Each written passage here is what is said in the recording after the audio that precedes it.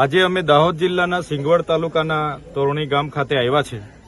આજથી 5 દિવસ પહેલા એક 6 વર્ષની માસૂમ દીકરીને અહીંના આચાર્ય જે હતા પ્રાથમિક શાળામાં જ્યારે શાળાએ મૂકવા એમની મમ્મી ગઈ, એમની ગાડીમાં લઈ જઈને એણે પીખી નાખી, ગળું દબાવીને માસૂમ દીકરીની હત્યા કરી નાખી। ત્યારે આપણું બધાનું હૃદય ધ્રુજી જાય।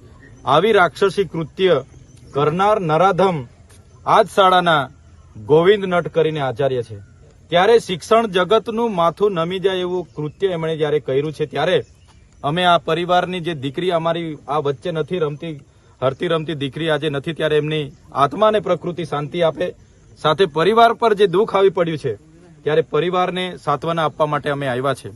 પણ તમે છેલ્લા 5 દિવસ અઠવાડિયામાં જોશો, ગુજરાતમાં એ દાહોદનું તોરણીની ઘટના હોય, રાજકોટની આટકોઈની ઘટના હોય, બોટાદની ઘટના હોય કે પાટણની ઘટના હોય, છતાં સરકાર આમાં ગંભીર નથી। એ અમારા માટે ખૂબ જ ગંભીરની બાબત છે। આ વિસ્તારના નેતાઓ મૌન સેવીને બેઠા છે। કેમ ભાઈ, બીજા રાજ્યમાં કંઈ થાય છે તો અમે મીણબત્તી લઈને સાંત્વના પાઠવો છો, ટ્વીટ કરો છો, પોતાના વિસ્તારમાં આપણી નાનકડી ફૂલ સમાજ દીકરી સાથે એની પીખી નાખીને આટલું નરાધમે કૃત્ય કર્યું, ત્યારે બધાએ પરિવારની સાથે આવીને ઉભા રહેવું જોઈએ અને એવો દાખલો બેસાડવો જોઈએ કે આવા નરાધમો બીજી વાર આવી હિંમત ના કરે, એવો સમગ્ર ગુજરાતમાં એવો દાખલો બેસાડવો જોઈએ, એવી અમે માંગ કરીએ છીએ। પોલીસ અધિકારીઓએ ખૂબ સરસ કામગીરી કરીને માત્ર 2 દિવસની અંદર આ ઝડપી પાડ્યું, એમને અમે બિરદાવીએ છીએ।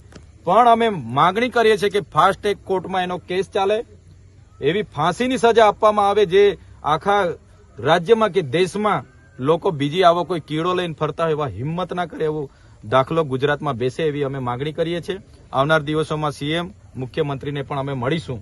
સાથે સાથે અહીંયા જાણવા મળ્યું છે કે આ વ્યક્તિ જે ભાજપની આરએસએસ વિશ્વ હિન્દુ પરિષદની શાખામાં જિલ્લાના પ્રમુખ હતા અને સમાજ સુધારકનું એ મુંગટ પહેરીને ફરતા હતા, ત્યારે અમે આ ઘટનાને નિંદા કરીએ છીએ। શું આવા સંસ્કાર મળે છે? અમારી 6 વર્ષની બાળકીને પીખી નાખવાના સંસ્કાર મળે છે? ત્યારે જે પણ હોય, અમારે કોઈ લેવા દેવા નથી।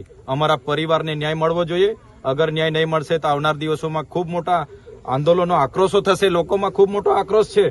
એટલા માટે જ કહીએ છીએ, ફરીવાર આવી કોઈની બાળકી સાથે ઘટના નહીં ઘટે, એટલા માટે એવો દાખલો બેસાડો, એને સજા કરો, એવી અમારી આપના માધ્યમથી માંગણી છે।